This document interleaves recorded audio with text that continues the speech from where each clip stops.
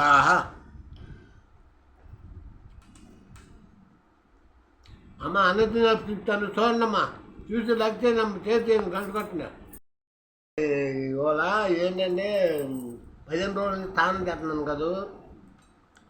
నోరు వర్రగా లేదు కూరగాయలు అంటే కూరగాయలు సొరకాయ బీరకాయ శాంతంపులు ఈ అరటికాయలు ఇవే తింటున్నా తినేటప్పటికి నోరు వరదానం లేదు రోజు తెల్లగా తానం చేస్తున్నాను కదా జలుబు చేసింది జలుబు రొంప దగ్గు వరదానం లేదు సరే ఏం చేయాలంటే మీ పిన్ని సాంబార్ కాయ ఇది కాసి పప్పుచారు కాసింది పప్పుచారు కాస్తే వరగా లేదు నోటికి బాగుంటుందని నేనేం చేశాను